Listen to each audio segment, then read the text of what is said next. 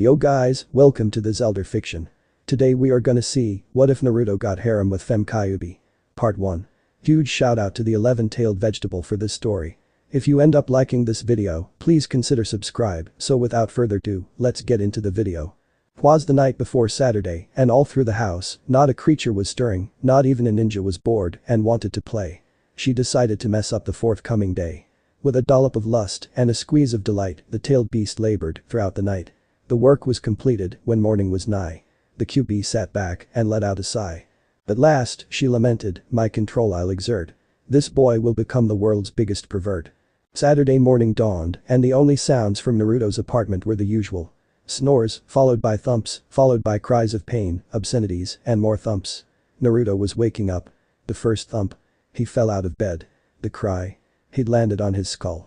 Swearing, he stumbled into the bathroom, stubbed his toe, fell into the bath, and, in his wriggling to escape the evil shower curtain of entanglement, he somehow had contrived to turn the shower on, full blast, and soak himself with ice-cold water. Man, today is just not my lucky day, Naruto sighed. He'd passed his genin exam, pranked everyone in the village, and even developed an extremely inappropriate jutsu that once worked against Sarutobi Hiruzen, the third Hokage. Did the universe give him a break? No, it did not. Sighing, he opened his ramen cupboard, seeking to console himself in his favorite food. Alas, however, not a single cup of instant ramen stood within. In a manner reminiscent of Homer Simpson, he fell to his knees, raised his arms and eyes to the heavens, and, weeping comically, "Baloo, oh, oh, oh, oh, oh."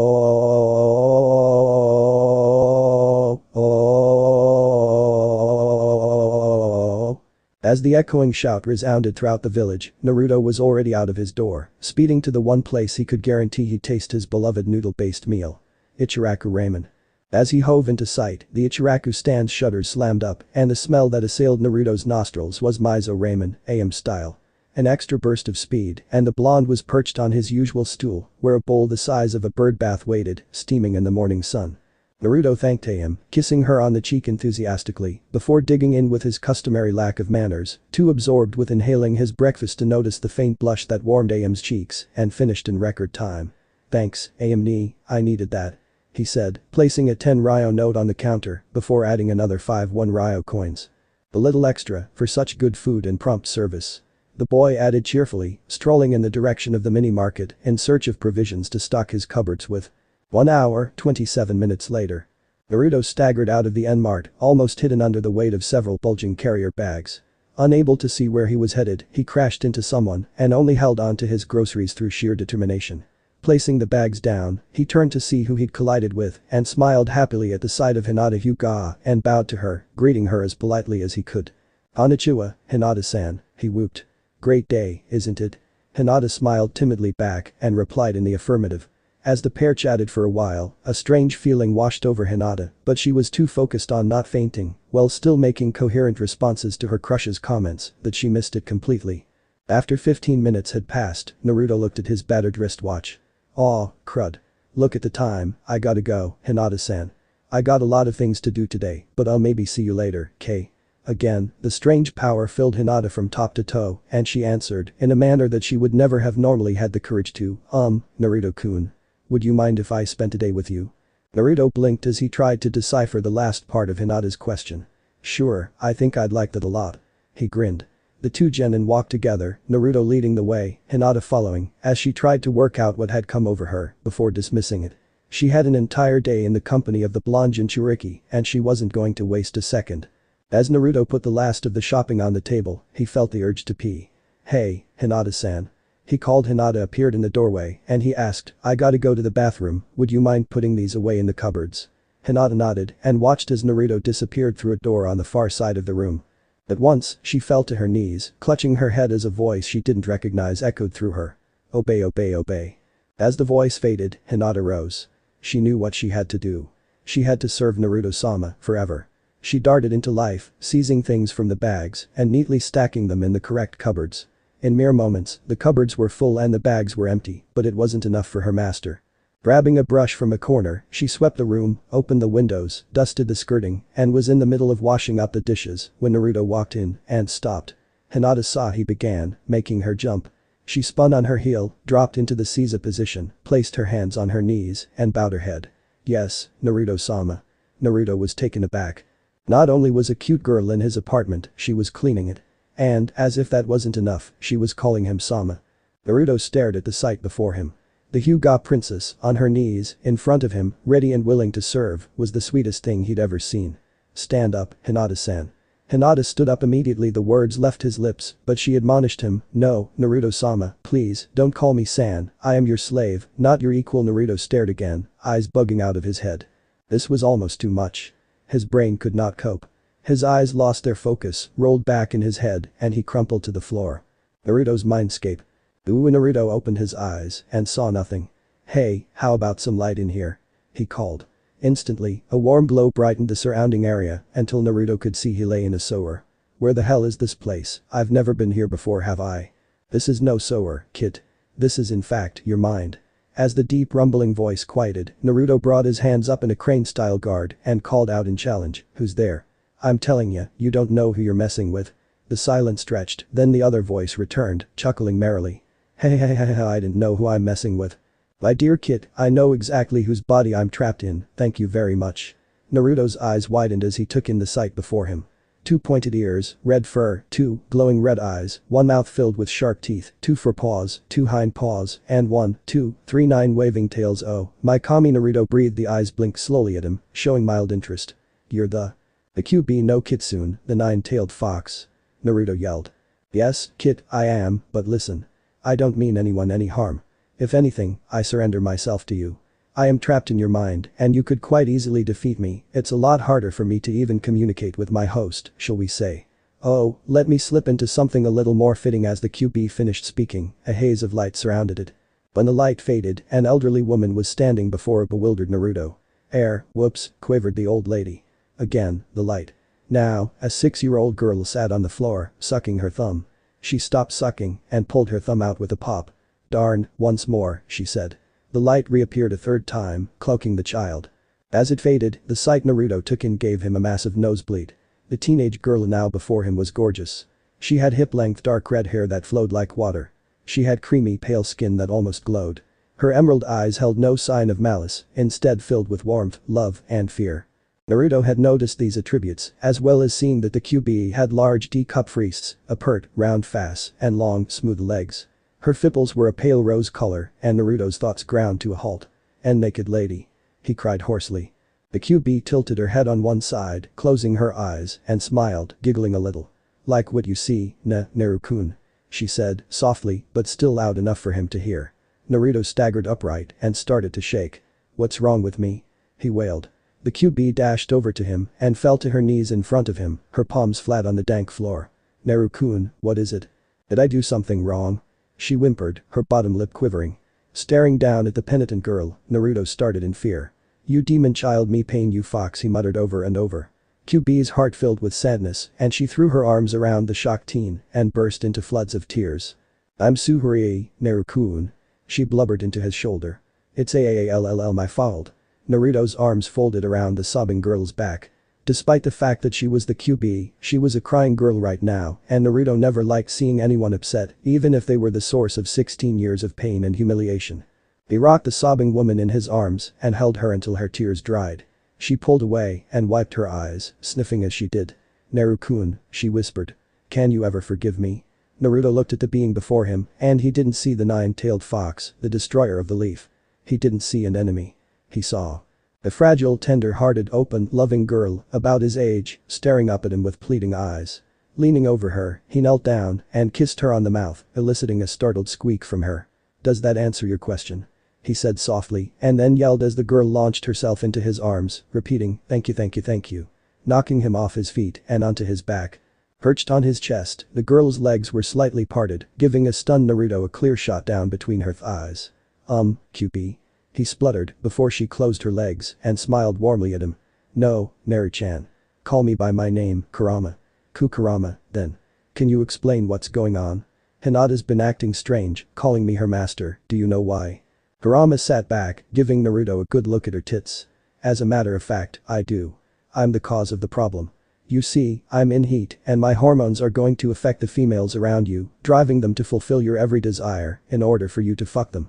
As a result, you are now capable of aiming so much that the likelihood of you impregnating them is almost certain. Your stamina has also increased dramatically, meaning that you can now continue for hours without pause. I have given you my knowledge of all things sexual, although I myself am still a virgin. I got it from watching my previous host making love a lot, she was a sex-crazed maniac. And one last thing. I offer myself to you and have transferred a jutsu that a friend of mine invented, called the Rasengan to you. It's easy, once you get the hang of it. Now, I will see you later, I'm sure. Kissing him again, Kurama smiled sadly. Now, it's time for you to wake up, Naruto. Naruto, wake up. Naruto. As Naruto opened his eyes, the first thing he saw was boobs, right in his face. Hinata was kneeling over him, her chest almost slapping him as she tried to shake him into wakefulness. Ugh nada, waumph. As Naruto opened his eyes and spoke, Hinata's face broke into a huge smile, and she grabbed his head and hugged him, nearly smothering her unfortunate love in her bountiful assets. As she stroked the back of his head, he stopped wriggling, and she let go enough for him to pull his face out of the marshmallow death pillows and catch his breath. Looking up at the pale eyes of the Hyuga heir, he asked, Hinata. What do you think of me? Hinata's eyes blazed with devotion as she blurted out, oh, Naruto-sama. I am your willing slave, anything you desire will be yours if it within my power to give. You need only hint at something, and we'll do it, no matter what it is. Do you have an order for me, master? Naruto fell back and stared aghast at her, mind whirring. So, what Kurama-chan said was true he thought, and struggled to his feet supported by his classmate and fell onto his couch as she knelt before him, clearly expecting something. Oh, tits. Naruto exclaimed. Immediately he said it, he mentally facepalmed. The moment he'd spoken, Hinata had stood, reached down, grabbed the hem of her shirt and pulled it off, exposing her large cups to her stunned master's gaze. With her customary blush in place, she murmured, is this how you like it, master? Trying in vain to tear his gaze away from the white mountains in front of him, easily within reach, Naruto could not move. Finally, he stuttered, Hinata, put your shirt back on, please. Almost before he finished, the shirt was on, hiding those magnificent breasts from sight once more. Hinata knelt again, bowing her head as she murmured, as you wish, master. I have a request to ask, master, would you permit me to speak? Naruto nodded and Hinata raised her head, then continued. It is time for me to make my bond oath with you. I will do this with you if you will allow such an unworthy girl to serve you. Naruto pondered. He could say no, in which case, he would destroy Hinata's spirit causing her to either die or attack him, or say yes, end up with a willing servant, a link to the Hyuga clan, and a skilled ally who would lay down her life to please him. He made his decision. Hinata, I give you permission to speak your oath. The words rolled of his tongue from somewhere deep in his psyche and flowed out, setting the room trembling with power beyond comprehension. Hinata knelt in front of her master, speaking words that sang of long ago, faraway times in a darker past. We are bound by wind's true breath. To serve from now until my death. We are bound by will of fire. Betray my lord and face my ire. We are bound by raging sea. To be your slave eternally. We are bound by strength of earth. I will give your children birth. We are bound by lightning chain. Together now, complete again. Naruto felt the power in those words and knew that if he accepted this oath, there would be no breaking it. This oath tied the intended targets' lives together, using ancient seals that no sage had ever unraveled. Lemon happened. He howled, and her master's order given, Hinata Hyuga exploded, driving a stream of her steaming, warm clear girl coursing across the room, slowing to a trickle as she crumpled onto her side and falling asleep at once. Naruto laid at her side, stroking her hair, a tender look on his face. Sleep well, Nada-chan as he joined her in the warm dark of slumber. Naruto was too out of it to notice, but, as the two slept, a stream of white smoke, thin and formless, drifted from Hinata's open mouth, floating in the air above her, then drifting over to her master.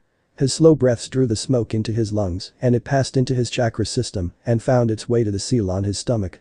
Slowly, the seal glowed, and the smoke was absorbed into it, and the seal changed almost unnoticeably to start the process of unlocking a bloodline limit that even Kurama knew nothing about.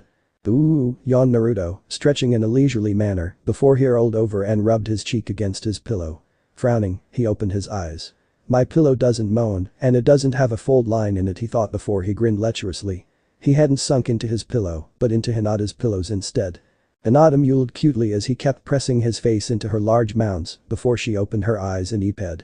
Na Naruto-sama. She squeaked. Why am I naked? And why are you naked? Naruto gulped nervously. "Well, Hinata-chan," he began, "you swore an oath to me as your master, offering me your loyalty, love and obedience, and I accepted. You are now my girlfriend. I think I'm not sure of the right words for what we have now, but we're together in any case." Hinata gasped as memories flashed through her mind. Hinata, cleaning Naruto's kitchen. Hinata, swearing the bond oath with Naruto. Hinata, doing that with Naruto. Beep. She squeaked again, but somehow avoided fainting. As she mentally struggled with her new role in life, Naruto strolled out into the kitchen and started pulling various food items from his, now well-stocked, cupboards. Exclamations of "huh." An air filled the small apartment as Naruto tried to figure out what the things were, whether they were even edible, and if so, how to cook them.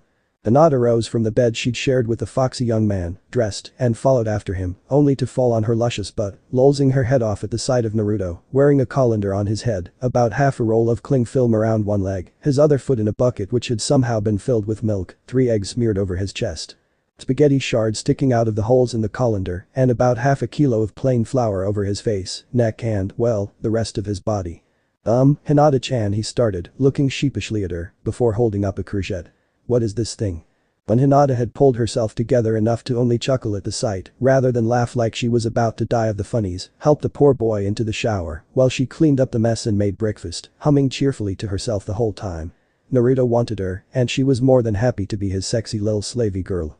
Once the meal she'd cooked was on the table, Hinata activated her Byakugan to see if Naruto was ready to eat and blushed crimson as she caught an image of him pulling a fresh pair of boxers up his legs and hiding his manhood, but not before she'd gotten a good eyeful of it. As he strolled into the kitchen, now free from his disastrous attempt at making something other than instant ramen, he smelled something good.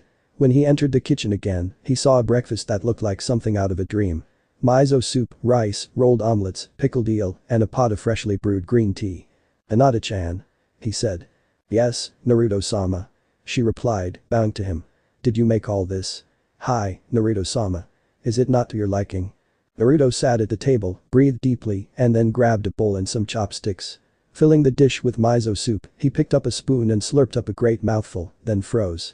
Hinata watched in nervous anticipation as her master lover swallowed, then, she heaved a sigh of relief as he smiled, shouted, "Itadakimasu," and started wolfing down everything he could reach, until Hinata-chan. "Come and eat with me," Naruto offered. "Oh, no, Naruto-sama, I couldn't. I am but a lowly slave who does not deserve to eat at your table, and you are my Hinata, I am your master, and I am ordering you to eat with me." Smiling happily, Hinata sat at his side and began eating, purring as Naruto rubbed her back gently. After breakfast, Naruto planned out his day. First, he would go and see Sarutobi, the venerable third Hokage, to explain that he had somehow contacted the Kyuubi and that she had caused an incident and that he now had a permanent and loyal Kunoichi slave. Second, he would ask to be placed in a different team so that he could keep an eye on Hinata and prevent her from being ridiculed or bullied. Third, he would see if there were any books in Konoha's libraries that held any information on Kurama, her abilities, and her level of control over him. But the plan of action firmly established, he called for Hinata and the two left his apartment, heading for the Hokage's tower and hopefully a solution to all this madness. Unfortunately, it was not as peaceful as he hoped. As the duo entered a side alley that formed part of a shortcut to the tower, a loud, shrill, and extremely irritating voice drilled into them. "Naruto. What are you doing?" Naruto shuddered. He knew that voice, all too well. "Ayano, Sakura-chan," he turned to see the pink-haired banshee glaring at him, hands on hips. He started backing away as she stalked towards him, then Sakura's eyes widened in shock before her face darkened into something demonic. "Naruto." Naruto risked one look over his shoulder to find he had backed into Hinata and his elbow had poked her in the boob. "Oh, shy," he never finished that thought as Sakura charged at him, her pervert pounding fist up and primed. "Oh, boy. This is gonna hurt," he muttered when a pale blur breezed past him and took a defensive stance in front of him. Sakura was too far gone to see Hinata standing in her path, or maybe she simply didn't care. She kept coming, barreling towards her prey like a vengeful god. Unfortunately for Sakura, she was physically strong, but spent most of her time primping, so she could look good for Sasuke-kun, whereas Hinata was a Hyuga and a skilled practitioner of the gentle fist style of Taijutsu.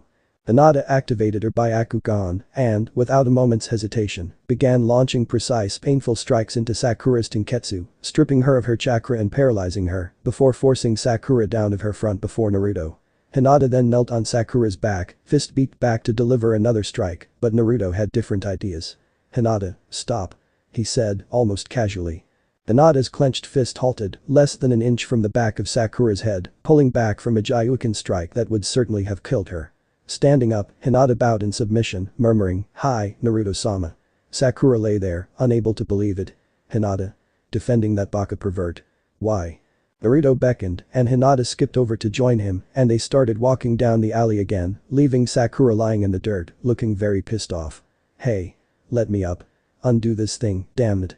She raged, but Hinata only called back, "No, I don't think I will.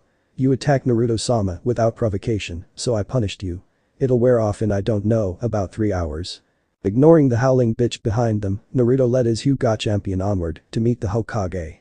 Sarutobi Hiruzen sat at his huge desk, his lined face growing more and more serious with each word Naruto spoke. Finally, after Naruto had finished telling him how Hinata had beaten Sakura in his defense, the Hokage looked about ready to keel over. He pondered Naruto's words before evidently deciding something. He placed his hands in the tiger symbol and then flashed through a series of hand signs that was difficult to follow. "Mitsuden no Jutsu." The Hokage shouted, slamming the palms of his hands on the desk. Immediately, a sound like a hug metal door slamming echoed through the room, indicating the technique's success. "Naruto, I've placed a privacy seal over this room because I have something to tell you," Sarutobi proclaimed. "Now, Hinata, would you please leave? I need Naruto to hear this in private." To his shock, the girl adamantly refused to move. "No, Hokage-san, I cannot do that without a direct order from my master." The third looked to Naruto, who asked, "Would it be okay if Hinata-chan heard this too, Jai-san? I would like her to stay." Sarutobi shook his head in amusement. "Very well. Hinata, you may stay and listen then." The third stood up and spread his arms. He always did have a flair for the dramatic. "Naruto, you of course know the story of how the fourth Hokage saved Konoha by destroying the nine-tailed fox, but died in doing so. That is a lie. The truth is, the demon was too powerful, so he sealed it in the body of a newborn baby, you, Naruto. His name was Minato Namikaze. He was married to a lovely young lady called Kashina Uzumaki. They had one child, a son. This makes you their only descendant, Naruto. As such, your full name is Naruto Uzumaki Namikaze. You are also entitled to the mansion of the Namikaze clan and the deeds, accounts, and accoutrements that go with it." The Hokage stood up and reached across the table and shook Naruto's limp hand. "Congratulations, Naruto. You are now an exceedingly wealthy young man." Naruto stood in the garden of his new home, the Namikaze clan compound. Staring around him at the place he could now call his own, Hinata at his side, holding his arm tightly. "All this time, and I never knew that I had this, and now, I have someone to share it with," he murmured, and Hinata squeezed him a little more. They shared a loving kiss, while the Hokage looked away, muttering, "Get a room, you two." Naruto heard, broke the kiss, and smirked. "Jealous, eh, old man?" The Hokage grinned back at the youngster and ruffled his hair. "Not in the slightest. I'm just happy you found someone special to you." Sarutobi nodded. "Also, I have another gift for you." He clicked his fingers and a shadowy figure dropped from a nearby plum tree, landing in a crouch at the third's feet. "This is Hebe, one of the Anbu Corps, and now your guardian and bodyguard. She will guard your property, you, and anyone who comes to live here. Although, if you fill this place up a bit, I'll have to see about giving you a few more as well." Hebe bowed to Naruto before reaching up, pulling off the snake pattern mask, and grinning. "Hey, Gaki."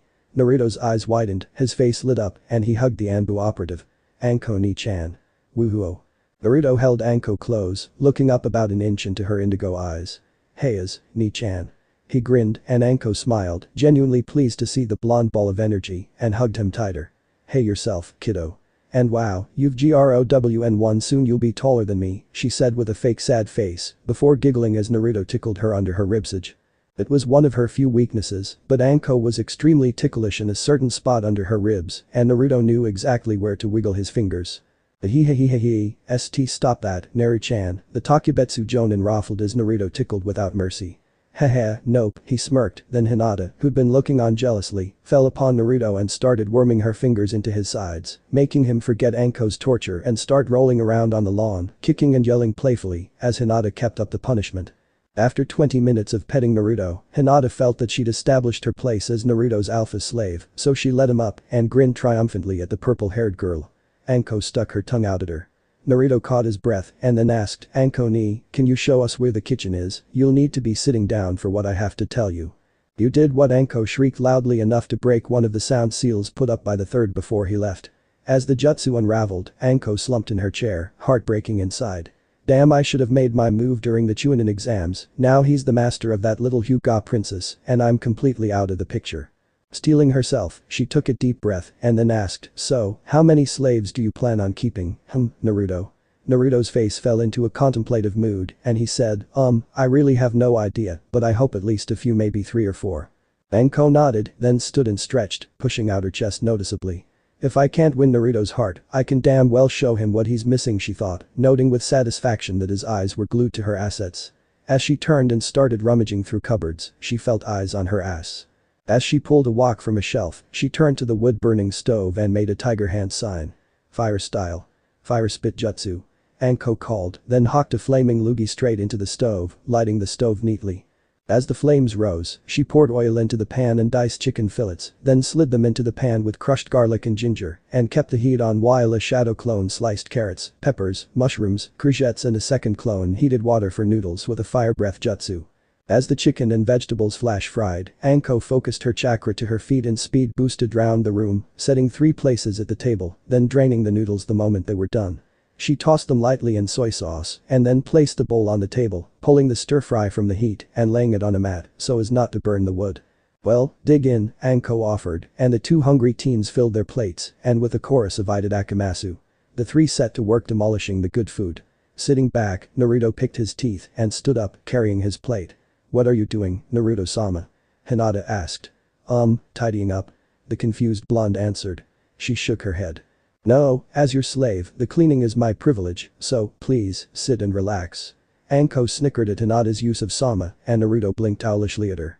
What's so funny, Anko-ni? He yawned.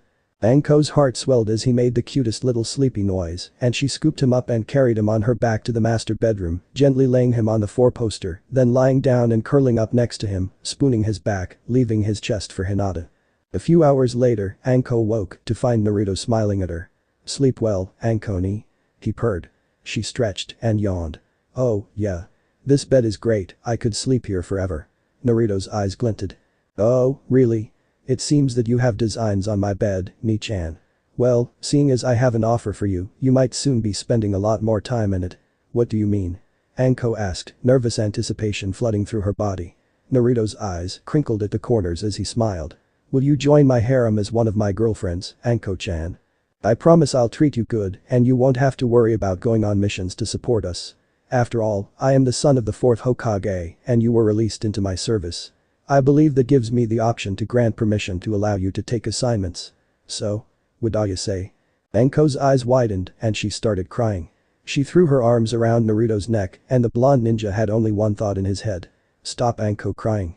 He gently shook her off, stood up and strode to the staircase, calling out, follow me if you wish to be one of my clan.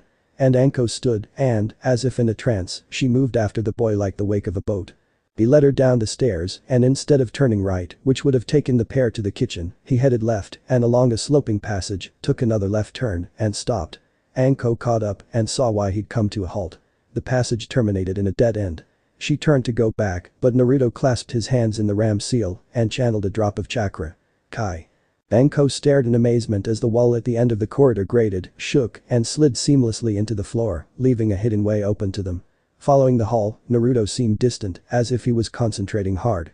After a short walk, the passage met a large, natural cavern with a perfectly smooth stone floor. Naruto strode into the center of the chamber, raised his hand, and held it, palm down, parallel to the ground. Again, his chakra flared, and a summoning circle from a time before scrolls appeared in glowing white light.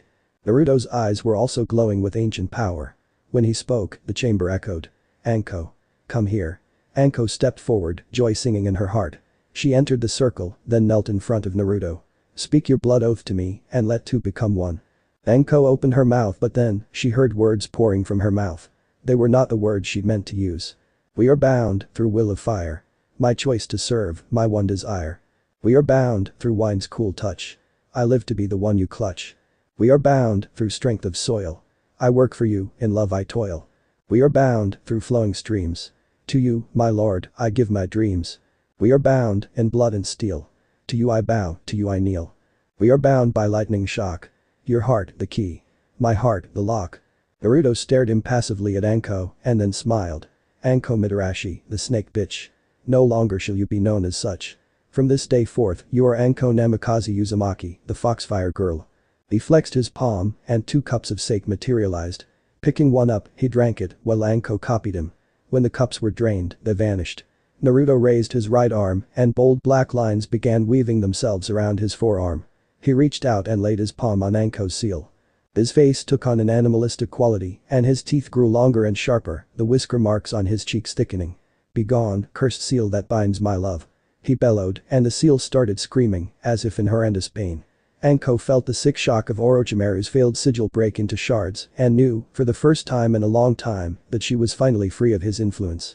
With a faint sigh, she collapsed sideways into Naruto's waiting arms and welcomed the darkness. Anko felt the sick shock of Orochimaru's failed sigil break into shards and knew, for the first time in a long time, that she was finally free of his influence. With a faint sigh, she collapsed sideways into Naruto's waiting arms and welcomed the darkness. Ooh, sitting up, Anko winced as pain lanced through her shoulder, then faded. She looked around and noted that she was now back in the bed she'd shared with Naruto, and the blonde himself was dozing in a chair nearby, looking rumpled and dirty. She stretched her leg out and poked him in the side, smiling as he twitched, then he woke. "Wah, Ankoni. You woke up, oh, phew." Anko started at his delighted whooping and then asked, "Suo, how long was I out?" "About 3 days," Naruto said. "We had to get the Hokage in to check on you, but it was just chakra exhaustion, so you should be fine once you've had something to eat." Anko nodded, then swiveled her legs, sitting on the side of the bed, then stood. Mildly surprised, she watched as a trickle of blood ran down Naruto's lip and then he wiped it away. Looking down, Anko no Namikaze Uzumaki was as naked as the day she was born. Her long, smooth legs were firm and silky. Her tanned skin was clear of any blemishes and glowed with good health. Rounded hips and a tight pert butt that swayed when she took a step. A flat-toned belly and slim shoulders. Slender, strong arms with dainty hands. Pianist's fingers. Firm, round breasts that did not sag, tipped with centimeter radius aureolae, centered with dusky pink nipples that could make a baby scream for its mama. Anko's blue-black hair was wildly spiked, and her hazel eyes were sleepy, but they widened as she saw her nude body. "Naru-kun," she purred. "Yes, Ankoni." The Jinchuriki gulped. "Why am I naked, young man?" she murmured. "Because you needed to sleep, and that mishbata glove wasn't suitable." Naruto stuttered. I was gonna get some nightclothes, but I've been sleeping a lot. Doing that blood oath used most of my chakra, as well as all of yours. I then used even more of my reserves to remove Orochimaru's cursed seal of heaven."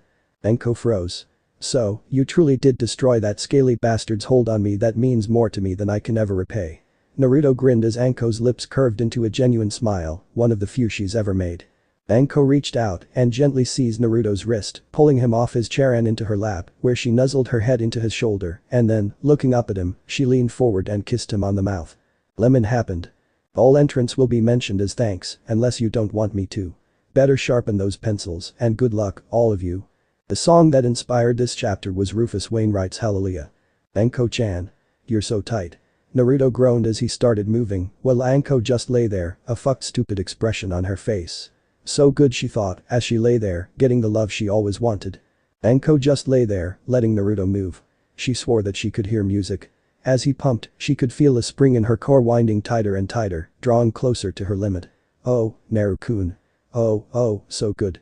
Anko screamed, wrapping her legs around her master and lover, holding him close as he released his essence into her fertile womb. As she unclenched, he rolled free and lay at her side, panting. "That was amazing, Anko-hime," Naruto gasped, chest heaving from his exertions. Anko could only nod in agreement. As the pair lay there, a strand of white smoke, the same as last time, poured in a thin trickle from Anko's mouth. Naruto started when he saw it. Anko-chan. Are you on fire?" he asked. Anko opened her eyes and squealed when she saw the cloud. Their eyes tracked it as it drifted over to Naruto and was sucked into his open jaw, disappearing as silently as it had appeared. "What the hell was that?" they both exclaimed. Anko's eyes met her love's, and he said, "We need to talk to the Hokage." "So you're telling me that, after you'd finished putting Percy in the playpen, hiding the pork sword, doing the horizontal tango," Anko emitted some white vapor, and Naruto drew it in. The third Hokage looked at the squirming pair, now both bright red. "I love embarrassing my adopted grandson," he thought to himself. He assumed his classic thinking pose and waited for a minute to let the information sink in. "There is only one thing I can think of that might explain such a phenomenon," Tsurutobi muttered finally. What? The nervous pair yelled. "Naruto, I have reason to believe that you have a bloodline limit." The third said with certainty. It is an extremely rare and powerful ability called the Tsukike's no Kansei, or the white mist of control. It will allow you to control people's minds, making them agree to things they would normally not, or convincing them that you did not do something. This is all I know of such an unusual Kekkei Genkai Genin Uzumaki no Mikaze, and I will take time to research it. For now, do not mention this to anyone. I am classifying it as an S-rank secret. Naruto. Hinata called, as she hadn't seen either her master or Anko anywhere. The last she'd seen of them was when those two had gone to bed. Hinata had masturbated furiously to the screams and moans from her master's room. She shook her head rapidly. Now was not the time to get caught up in fantasy. She had to find him. As she hurried down the main stairs, she saw the front door open and Anko came in, supporting a limp Naruto. She screamed and ran to his side. "Hina-chan," he sighed, "I need some time to myself, would you let me be for an hour or two? I have a lot to think about." She had agreed and Naruto had disappeared out of the back door and away. He was still nearby, but his exact location was hard to discern. 4 hours and 15 minutes later. Anko and Hinata were walking through the extensive gardens, seemingly peaceful, but worry seethed in their hearts. They hadn't seen or heard from Naruto since morning, and it was nearly sundown.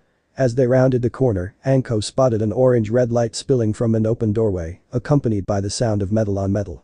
Creeping over to the door, they peeked in, to see Naruto, shirtless and sweaty, pounding away at a bar of glowing metal with his fist.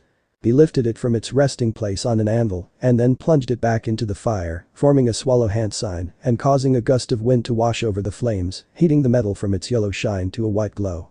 He lifted it from the forge, clinked it down on the anvil again, raised his right hand, and coated it with chakra. He began slamming his knuckles into the slab of ore, shaping it into an object that would have Tenten Higurashi, the weapons mistress of Konoha, drooling. Naruto was forging a sword, with nothing but fire and fist.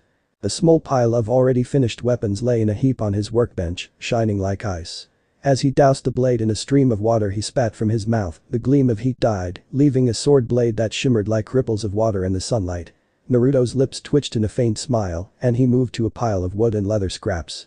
He selected a short piece of dark brown wood and bored into it with a tiny Rasengan, creating a thin tunnel, which he slid the tang of the blade into. With his hands, he sealed the blade into the handle before using strips of different colored leather to bind the handle.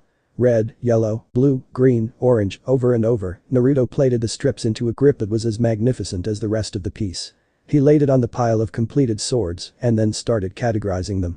Swords went on the racks on the left-hand wall, daggers and knives went into display cases along the right wall. Finally, there were only 2 pieces of weaponry lying on the bench.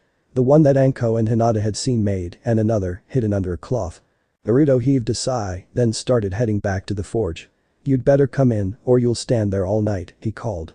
Shocked that he'd noticed them, the two stepped gingerly into Naruto's forge room and folded their hands in front of them. Naruto smiled at them gently. "Well, you found me," he commented, and then beckoned Hinata to him.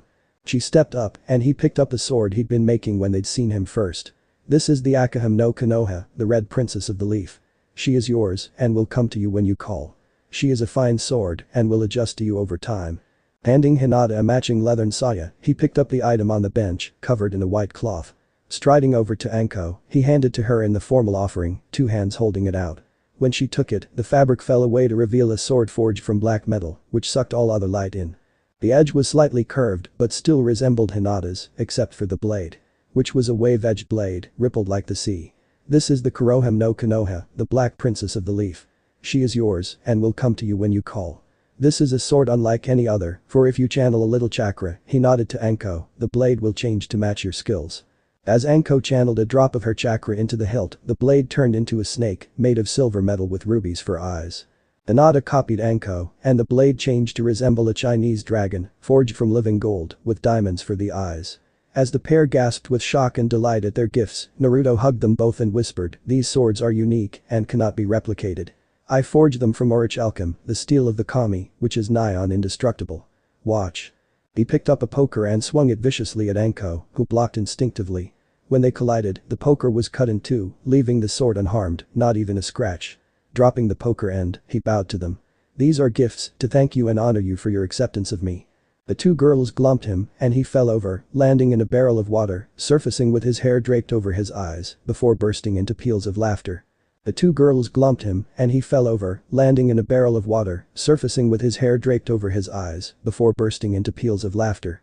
Naruto fished himself out of the water but Okay, girls, he yawned, it's been a long day, and I'm knackered. Shall we go to bed together? Nodding, Anko and Hinata latched onto an arm each and dragged him up to the master bedroom before changing. Hinata was wearing a sheer nightgown of peach silk and Anko wore nothing, as usual. Naruto's eyes widened and he spread his arms out to either side and the two women curled up beside their loving master boyfriend. This is just nice, Naruto mused sleepily before his eyelids closed and the trio drifted off, exhausted by their busy day. Naruto woke up slowly. He wasn't really a morning person, but even he could sense something was amiss. Mornin' Anko-chan, he mumbled, mornin' Nada-chan, mornin' Kurama-chan, wait, Kurama-chan. The three girls shot upright as he shouted and the 9 fox-tailed furry-eared red head fell off the end of the bed, squeaking in shock. Hey, that scared me. She whined before freezing. Naru-kun. Why are you in the mindscape this early? Naruto blinked. I'm not, he said lamely. Kurama squealed and the alarm clock shattered. I'm out here. And you're out here. So that means you and me. We can be together. Kurama babbled at high speed and then threw herself onto Naruto and squeezed him tight, twisting her tails together and draping them all over the bed. Naruto hugged her back, laughing happily. Guys, this is Kurama-chan, she's my friend and I hope you'll be friends with her too. He shouted. Anko and Hinata sweat dropped at the blonde ninja's antics before staring at their new guest. 9 tails Anko tailed off, looking shell-shocked. Fox ears, added Hinata. Naruto. Get away, she's dangerous. They yelled, drawing kunai from nowhere. Nada-chan, Anko-chan, put those kunai away. Naruto lunged between the two girls, standing between them and a cowering Kurama, flinging his arms out to the sides, but too late. The kunai were already in motion and they hit the young genin. Hinata's kunai plunged into his left thigh, Anko's pierced his right lung. Naruto. Kurama screamed and lunged to catch him before he hit the ground. Anko and Hinata froze, staring at the damage they'd inflicted on the poor boy in front of them, now cradled in the arms of the Yakai fox, who eased the knives from their wounds, laid them on the bead, then held her palms out and poured healing chakra into the injured Naruto, sealing the wounds. Fixing the torn muscle and tissue, repairing the skin, until no trace of pain was left.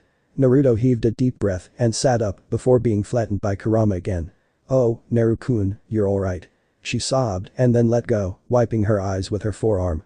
Naruto slid off the bed and stepped close to Anko. K. Crack. He slapped her across the cheek, hard. Crack.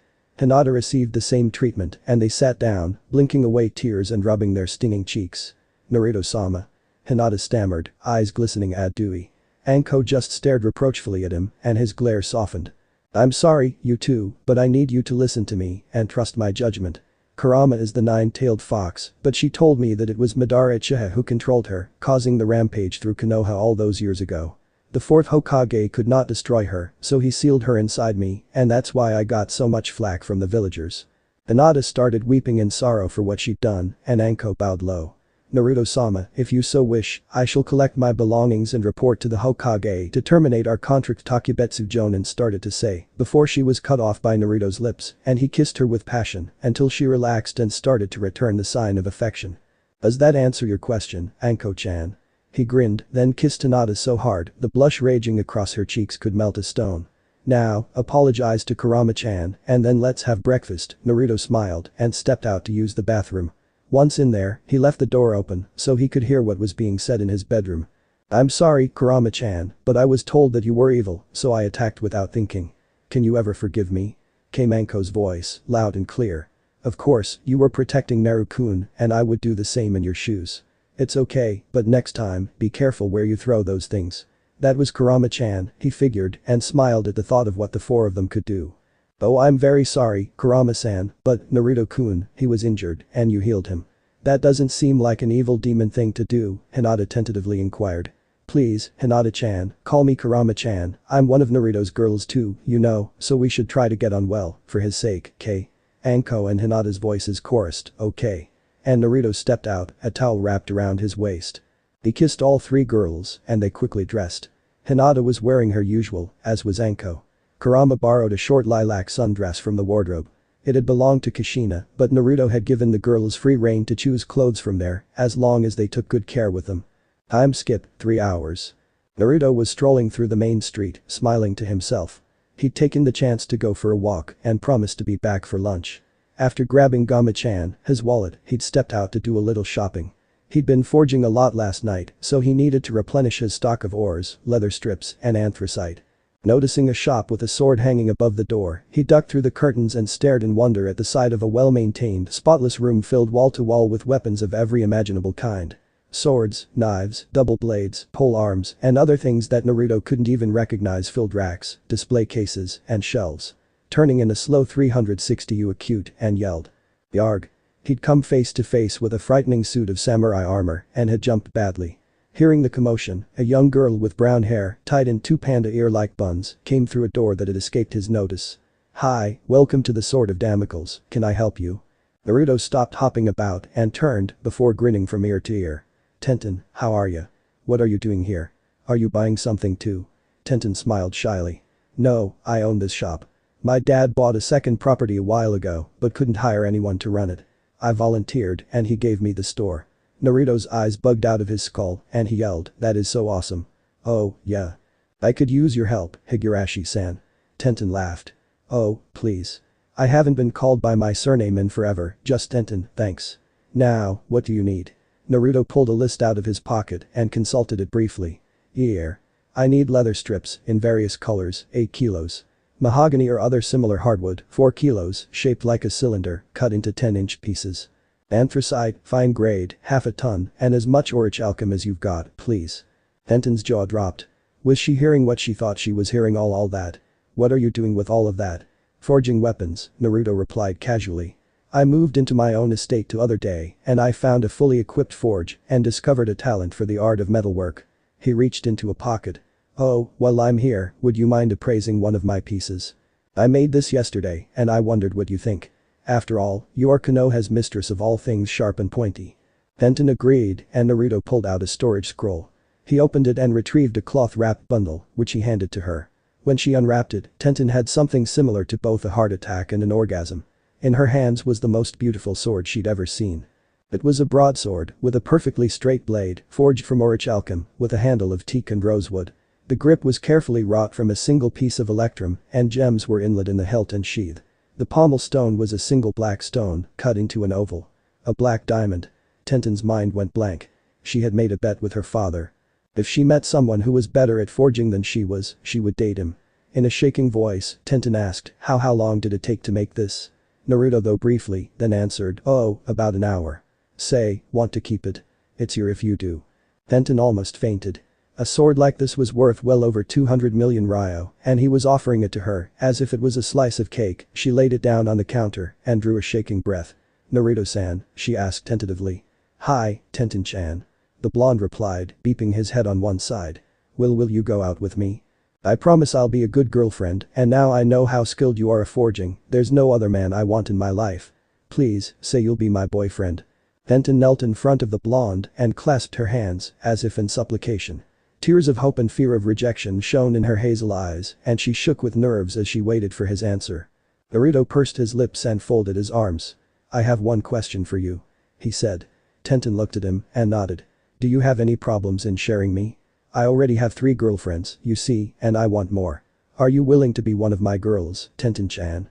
Tenten stood and launched herself at the young man before her, kissing him over and over again. Oh, thank you. She murmured between kisses. Laughing, Naruto wrapped his arms around her waist and spun around until they were both dizzy and gasping for breath.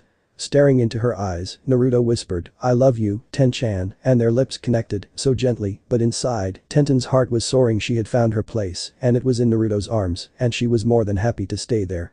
Laughing, Naruto wrapped his arms around her waist and spun around until they were both dizzy and gasping for breath. Staring into her eyes, Naruto whispered, I love you, Ten-chan, and their lips connected, so gently, but inside, Tenten's heart was soaring. She had found her place, and it was in Naruto's arms, and she was more than happy to stay there. Naruto had been busy during the last month. He'd had to spend his money a little more economically than he had previously.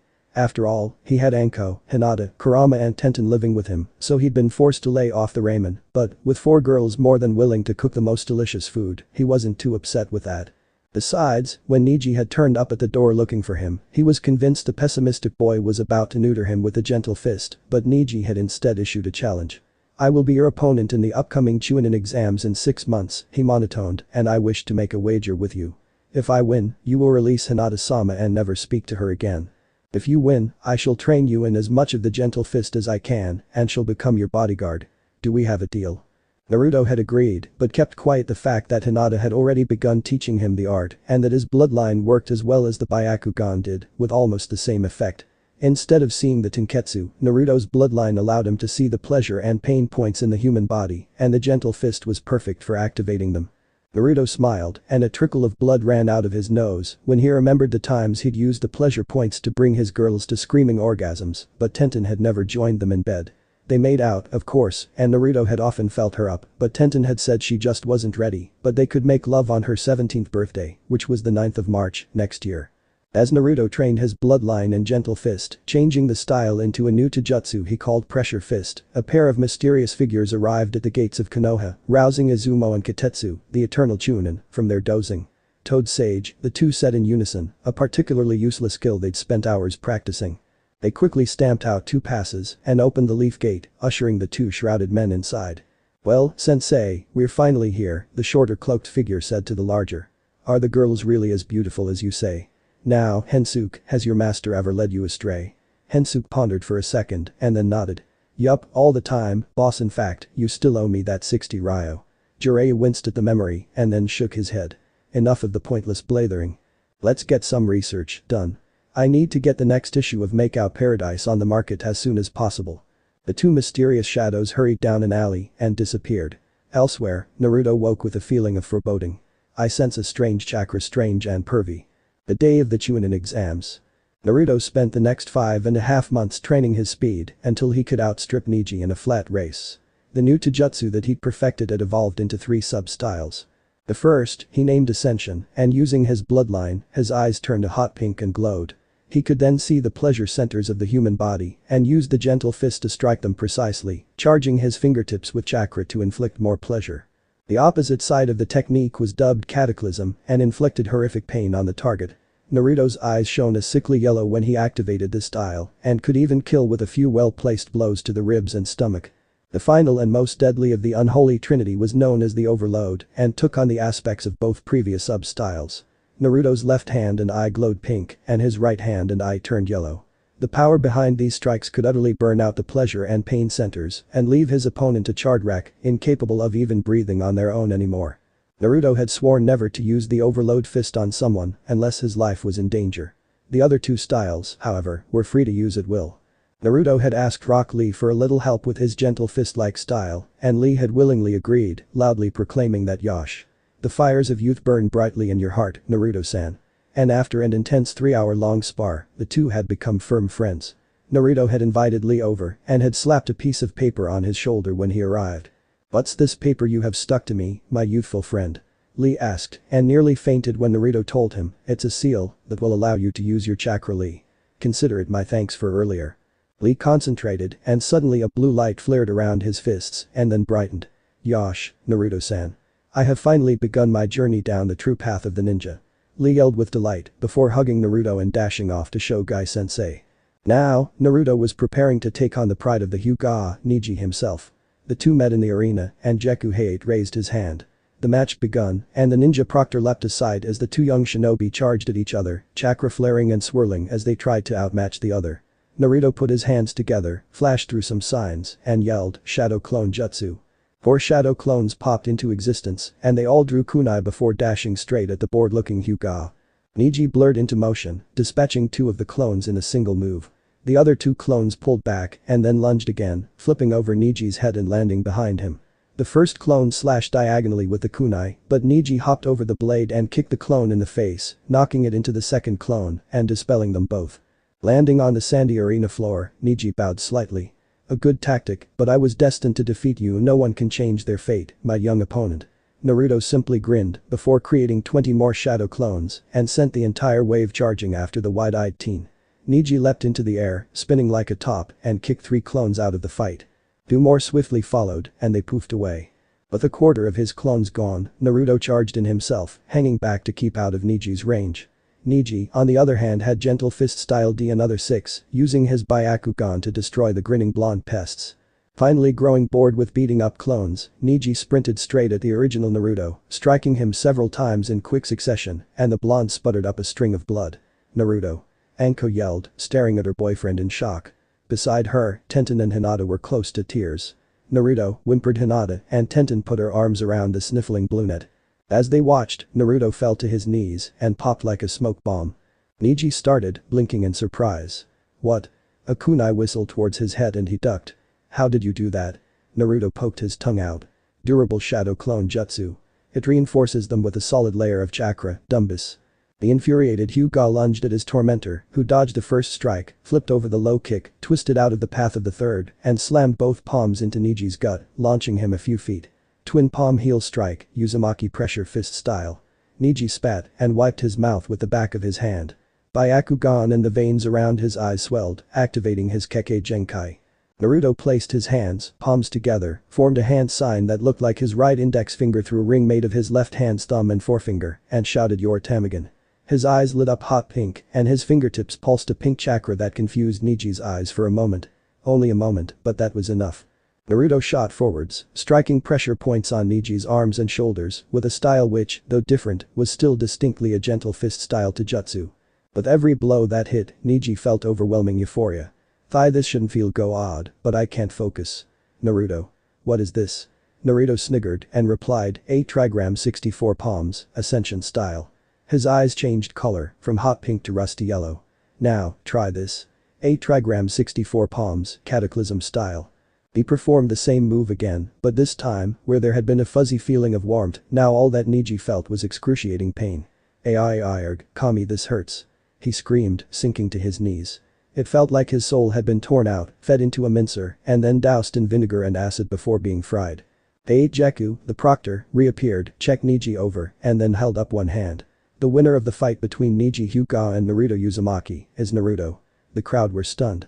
But Anko, Hinata and Tenten were cheering, as was the third Hokage, Iruka-sensei, and the Ramen pair, Am and Tuchi Ichiraku. Naruto helped Neji up and hit a few more points, freeing him from the constant torture. Neji bowed and said, I have lost. I will honor our bargain. Hinata-sama is your woman, and I am your humble servant. Naruto shook his head. No, you are not my humble anything. You are my new friend, and you fought well, Hyuga Neji. In fact, Hinata-chan started teaching me the gentle fist, and I shaped it to fit my pleasure pain my bloodline limit. Their Byakugan allows you to see my Tenketsu, whereas my Yoritamagan allows me to see the pleasure and pain receptors of the human body and activate them with the gentle fist. From the stands, a pair of figures, the same ones from earlier, to be precise, watched a blonde with avid interest. He fights like the Hyuga, but is not a Hyuga himself. I may have to meet this boy soon, the white-haired man mused. I'll draw him out, then you can talk, Jiraiya-sensei, said Hensuke. Yes, you do that, young Kurakawa, and then we'll see what he really can do. From the stands, a pair of figures, the same ones from earlier, to be precise, watched a blonde with avid interest. He fights like the Hyuga, but is not a Hyuga himself. I may have to meet this boy soon, the white-haired man mused. I'll draw him out, then you can talk, Jiraiya-sensei, said Hensuke. Yes, you do that, young Kurakawa, and then we'll see what he really can do. As the dust cleared and the third Hokage stood, there was not a sound to be heard. He cleared his throat and then made a few hand signs. Ox, tiger, rat, and snake. His voice, magnified by the jutsu, echoed around the arena. That was an impressive battle, young genin. I must say that you both possess the will of fire in spades. But, due to unexpected circumstances, there can only be one outcome of this match: the new Chunin of the Leaf Village, Naruto Uzumaki, and Neji Hyuga. Neji, you earned your Chunin rank for knowing when to surrender, a trait that more people could learn to develop, and for understanding when you are hopelessly outmatched. I already knew Naruto was much stronger than many here give him credit for. And Naruto, you earned your Chunin rank by winning the match, yet causing no permanent damage, and proved to all your fighting spirit. You not only won the match, but bore no grudge, instead extending the hand of friendship. Congratulations, Chunin. Sarutobi clapped, and a sound rang, before Iruka, Anko, Hinata, Lee, Guy, Am, Tuchi, and Tenten burst into applause, whooping, cheering, and generally carrying on. The rest of the audience sat there shocked, but Naruto grabbed Neji's wrist and raised their clasped hands together, saluting their friends and family, and Neji smiled for the first time in years, a slow, genuine, happy smile, before shouting, "We did it, Naruto. We both made Chunin," and hugging the blonde affectionately. Naruto slapped his new friend on the back, and then the two high-fived, before bursting into howls of laughter. As the two came back onto the stands, they were mobbed by Naruto's girlfriends and supporters, and Hinata hugged the pair, sobbing happily. Tenten and Anko planted kisses on Naruto's cheeks, and Iruka hugged his former student with pride. Neji received many hugs and slaps on the back from Guy and Lee, who had cheered for both youngsters and made sure that they hadn't shouted youth all the damn time. Tucci and Am invited the whole party back to the Ichiraku ramen stand for ramen, the house. Naruto crouched down and covered his face with his hands. When he looked up, tears shone on his cheeks, and he whispered, "This is the best day of my life." Everyone crowded around the crying boy, and he ended up in an enormous group hug, and he started to smile through his tears, before flinging his arms around his girls and leading the charge to the noodle bar. Sarutobi watched all this from a distance, before announcing, "The next match will be held tomorrow at 10 o'clock, and will feature Sasuke, Uchiha and Gaara of the Sand." As the night fell, Naruto lay in bed with his 4 lovely girls, Tenten and Kurama on his left, and Hinata and Anko on his right. His new Chunin jacket hung on the back of his door, and he was full of delicious ramen. He'd managed to make an appointment with the Hokage for 8 in the morning, and slowly, his eyes closed. Naruto arrived at Sarutobi's office just before the agreed time, and saw him hard at work, filling in paperwork. The Hokage smiled when he saw Naruto, and asked, "What can I do for you, then, Naruto?" Naruto said, "I will tell you how to vanquish your nemesis, and in exchange, I want you to give me some extra ryo once a month. I need 1,000 ryo each for every one of my girls, adding 1,000 ryo for each girl I add to my harem. In return, you will finally defeat your worst nightmare." A third gulped and, in a trembling voice, whispered, "You mean?" "Yes. I will tell you how to beat the stacks of paperwork you have to do," Naruto confirmed. In second, the third had filled in a form for a standing order to pay the bearer of this card the agreed sum of 5,000 ryo a month, increasing by 1 with every new girl. Naruto smiled and said 2 words. "Shadow clones," before jumping out of the window. Sarutobi blinked and then slammed his palm into his forehead, cursing himself for not thinking of that sooner. The Chunin arena. Sasuke's match against Gaara. Naruto and the girls sat at the edge of the stands, looking right into the arena. This time, Kurama came with them, under a henge, so her ears and tails wouldn't cause a ruckus, and Naruto shuddered, remembering what had happened to Lee in his trial fight against the formidable sand demon ninja, Gaara. Gaara stood calmly in the center of the arena, his sand-filled gourd on his skinny back. As time wore on, the onlookers began to shift restlessly, waiting for something to happen. Just as Heijaku was preparing to announce the Uchiha's failure to show, and thus his forfeiture, a strong wind swirled up, and Kakashi-sensei and Sasuke stood there, a few feet from the Chunin inn. The two stood there, staring at each other for a full 5 minutes, sizing each other up. Jaku looked to the VIP stands, where the Kazekage and Hokage sat watching. He brought his hand down in a chopping motion, yelled "Begin," and leapt backwards to safety. The two stayed perfectly still, until sand vomited from Gaara's gourd. Gaara's gourd, Sasuke, jumped away from the psychotic raccoon-eyed ninja, who groaned and clamped a hand to his head, moaning, "Ooh. Please don't get so mad at me, Mother, I'm sorry, earlier I know, I made you taste such awful blood, but this time, I'm sure it'll taste so very good." The sand floating in the air over the crazed Redeed suddenly dropped to the ground, and Gaara raised his face to stare at Sasuke, and his eyes were terrible to look upon. "Come on," he growled, and Sasuke watched as the fallen sand gathered itself in a loose pile a foot or 2 in front of the madman he was fighting. Sasuke muttered, "Here goes," and flipped up his shuriken holster, drawing and hurling 2 in a single fluid move. Gaara didn't even twitch. Instead, the sand fountained upwards and became a sand clone who caught the shuriken, then sprayed a wave of sand at the onrushing Sasuke, who leapt upwards to dodge it. The sand clone hurled the shuriken at Sasuke, who threw 2 more, deflecting them in midair. Sasuke flipped over and kicked the clone's arms off, but the clone maintained its shape. He then backfisted it in the throat. The sand clone's eyes widened, and the sand that made up its entire form slithered around Sasuke's forearm, and the clone grinned maniacally. Sasuke tugged, but couldn't break free, so he slammed a palm heel strike into its head, shattering the clone back into sand. As he charged at Gaara, the sand piled into a wall, but Sasuke grinned, and the body flickered behind Gaara, catching him off guard with a fist to the cheek, sending the crimson sand spiraling into a heap on the floor, several meters away. Gaara sat up, a crack in his cheek skin, but Sasuke knew that it was "So that's your sand armor, huh?" In a manner reminiscent of Gaara, he flipped his fingers, beckoning, and taunted, "Come on." Gaara just sat in a pile of sand, glaring at the hated Uchiha. Sasuke shouted, "If you won't do it, then I will." He ran full tilt for Gaara, who kicked up a ramp of sand, but Sasuke flash-stepped past it. Gaara made another, but Sasuke dodged inside it, heading straight at his enemy, spin-kicking him in the gut and launching him again.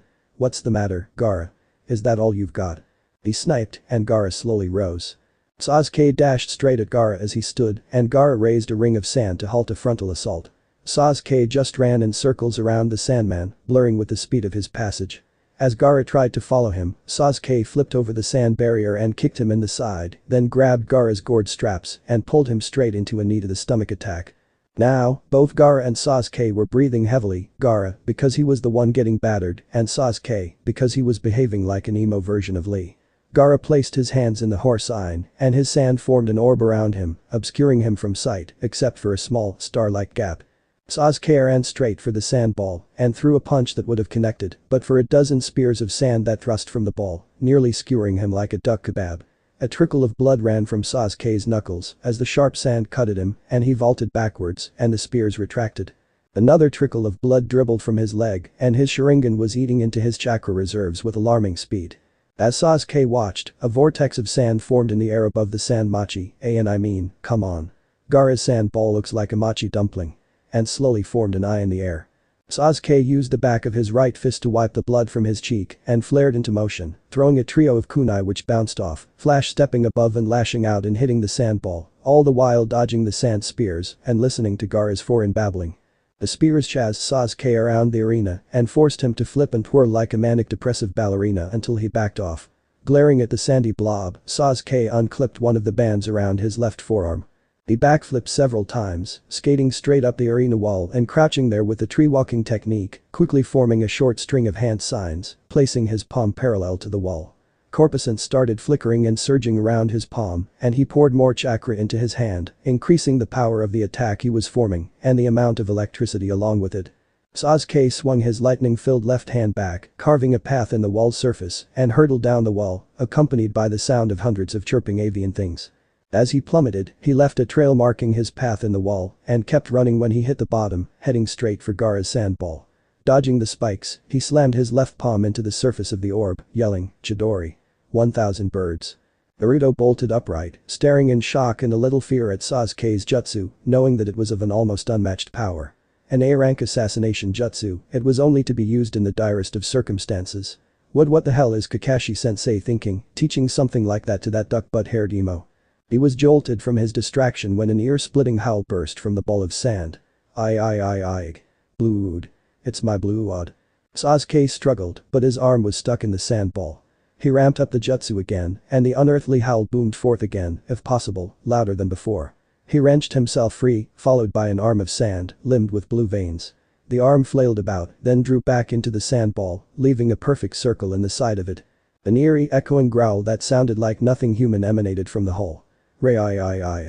Cracks formed on the surface of Gaara's sand prison, and it started to disintegrate, revealing Gaara, panting and clutching a bloody shoulder. His eyes were wild and bloodshot, with that 1,000-yard stare common in shinobi war veterans. Meanwhile, on the stands, people started to fall asleep, even the genin and a few chunin. Naruto's eyes felt heavy, and he started to droop in his seat, but Kurama, who was unaffected, jabbed a finger into his side and gave him a small shock with her chakra before doing it to the other girls, rousing them from sleep. As they woke, ninja from the village hidden in the sound leapt the walls, preparing to strike. Meanwhile, on the stands, people started to fall asleep, even the genin and a few chunin. Naruto's eyes felt heavy, and he started to droop in his seat, but Kurama, who was unaffected, jabbed a finger into his side and gave him a small shock with her chakra before doing it to the other girls, rousing them from sleep. As they woke, ninja from the village hidden in the sound leapt the walls, preparing to strike. Naruto and his girls could only stare in shock at the phalanx of enemy ninja descending on Konoha. "Look at them all," whispered Hinata, and Tenten patted her on the shoulder. "It's alright, Hina-chan, we have our swords, and we have Naruto," she said, pulling the Shirohime, the broadsword Naruto gave her when they started making out in her shop, remember? And flourishing it. Hinata nodded, and Anko pulled her wave-edged katana Kurohime from its aya. Hinata drew the Akahime, and Kurama pulled out a double-headed Naginata, the Aohime. The four of them dropped into a stance that surrounded Naruto on all sides, and they chorused four-sided Blade Princess Guard. Naruto smiled and then leapt straight up, clinging to the wall with his chakra. "Right, now let's open up a six-pack of whoop-ass on Theses beepholes." The five-man battle force started heading for the exit to see if they could help, but a scream came from the other direction. "Oh, help me please. Somebody, anybody, help me." The group turned to see Sakura cradling an unconscious Ino, with Choji and Shino trying to hold off a dozen Chunin-level sound nin. Naruto sighed and turned back. Girls, I don't like Sakura at all, but we can't leave her to die. Let's go. As they took in his words, he flash-stepped up to the ninja about to skewer Ino and Sakura with a two-pronged spear and decapitated him with a blade he pulled from a seal on his belt. His sword shimmered with white flames and drops of molten light spilled from the edge. Tsuba had the kanji for honor and strength engraved on it. Wildfire cutter, redux. He said, and the blade flickered out of existence. Ino shuddered and opened her eyes. Naruto. Did you save us? She asked and Naruto nodded, for once not sporting his shit-eating grin, looking mature and stronger than anyone gave him credit for.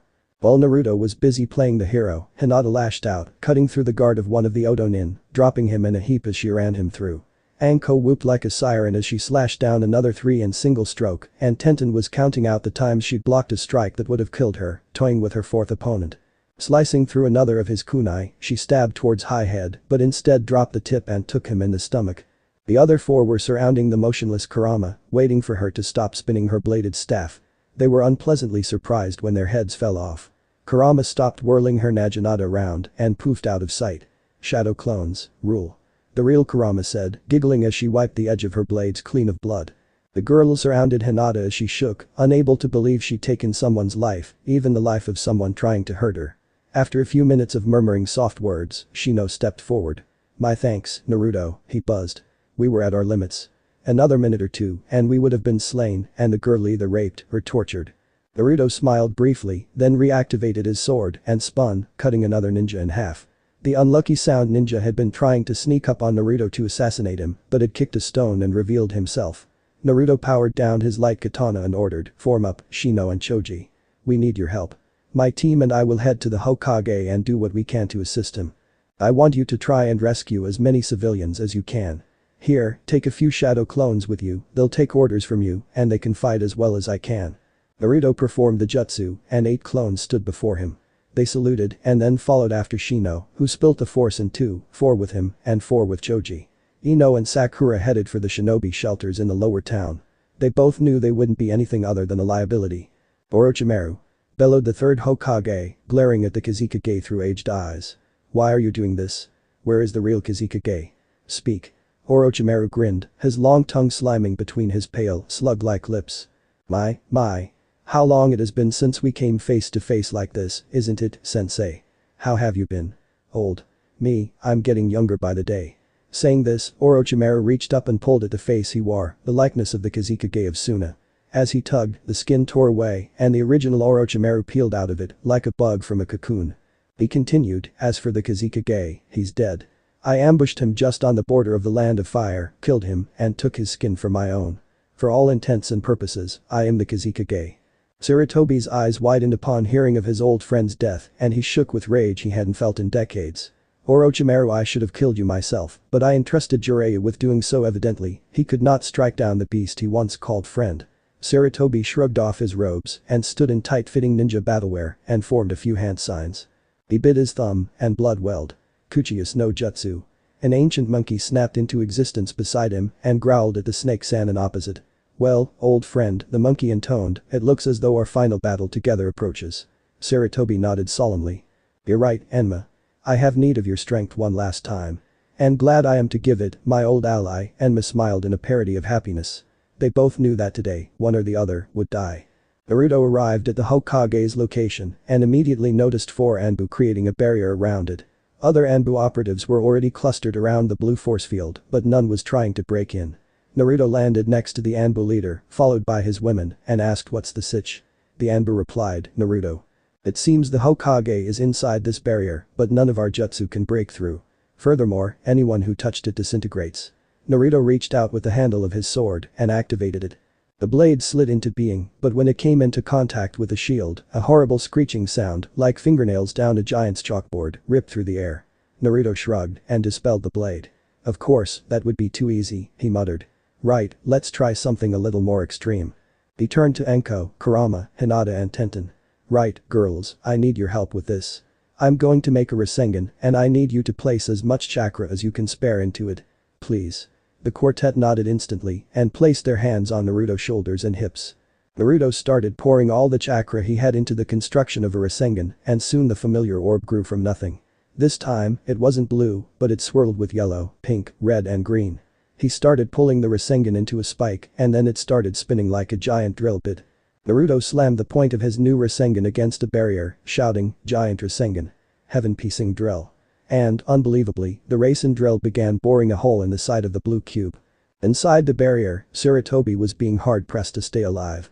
Enma had engaged the first Hokage's reincarnated body, while Sarutobi had combated the second's. Orochimaru had used the summoning impure world reincarnation to bring back both the first and second Hokages and sent them into battle in his stead. Enma was evenly matched, but Sarutobi was having a little trouble. He'd managed to tear off the second's arm, but it had just reformed. Just as he was about to try again, Sarutobi was distracted by a glowing drill-like point slicing through the wall and into the skull of the first Hokage's body. The first muttered, "Thank you," as he was permanently destroyed, but Enma was already on the move. Orochimaru had taken advantage of Sarutobi's distraction and had unsheathed the Kusanagi sword, ramming it into Sarutobi's back. Enma grabbed its hilt and dug his heels in, preventing the moving sword from cutting any deeper. Sarutobi grabbed Orochimaru's shoulders and began babbling out a jutsu at high speed. Snake borum rabbit dog rat bird horse snake. And then he clapped his hands before placing them back on Orochimaru's shoulders. Orochimaru struggled. "No. Not the dead demon-consuming seal," he wailed. "Yes, Orochimaru, the third Hokage of Konohagakure," intoned like a death knell. "This seal will put an end to your schemes, once and for all." As Orochimaru's arms began to smoke and bleed, Sarutobi Hiruzen collapsed, his souls taken as payment by the seal. Naruto burst through the last layer of the barrier and saw the third falling. "Oh, Kami, no. He threw himself forwards and caught the old man just before he hit the ground. "Nah, Naruto," the third whispered, spitting drops of blood, "you must run to my tower cough and spill a drop of your blood splutter on my desk, it will show you what to do." The third's head lolled limply to the side and Enma bowed in sorrow, muttering. "Though we did not always agree, he was the first summoner to wield me, not use me. The world will be all the poorer for his death." The old Monkey King vanished and Orochimaru tried to raise his mutilated arms. He couldn't and in his rage and pain, spat, "Damn that old fool. Once I regain the use of my arms, I'm going to find his soul and feed it to a snake." Naruto gently laid Sarutobi's head down and stood, his eyes glowing. Instead of the 8 trigram 64 palms. Ascension or 8 trigram 64 palms. Cataclysm styles, his left eye and hand glowed hot pink and his right, a rusty yellow. "How dare you? You dare disrespect the greatest man in the world, you will pay for your insolence." Naruto bellowed in a thunderous voice that shook the roof. As his girlfriends poked their heads around the hole in the barrier, they gasped in shock at what Naruto had become. AT Trigram 64 Palms Ultimate Shinobi Style. Overload. Naruto blazed into action, striking faster than even Hinata's Byakugan could follow. Orochimaru was struck thousands of times in the space of a few seconds, and he screamed like a winded beast. Naruto skidded to a halt and then started forming another Rasengan. This one glowed in yellow and looked solid. When he'd finished, it resembled a demon wind shuriken, but glowing. Pain release. Rasen shuriken. He roared and flung it at the dismayed Snake Sannin, and Anko cheered as her former teacher was skyrocketed away. Think of Team Rocket's blasting off again. As the snaky bastard screams faded and the remaining sound nin were cut down, Naruto's eyes turned cornflower blue again. His hand stopped glowing and he sank to his knees next to the body of his mentor and friend and sobbed brokenly. Anko, Hinata, Tenten and Kurama crept up to him and gently rubbed his arms and back as he cried. The 4 of them were also weeping for the lose of a great man. Naruto stayed with Sarutobi's corpse, lamenting the fact that he'd been too late to save him. The end. So how was this part? I hope you like it. And if you like it, share this part with your friends and like the video too. And don't forget to subscribe our channel for daily awesome fanfiction. Okay, it's time for me to go. Bye bye.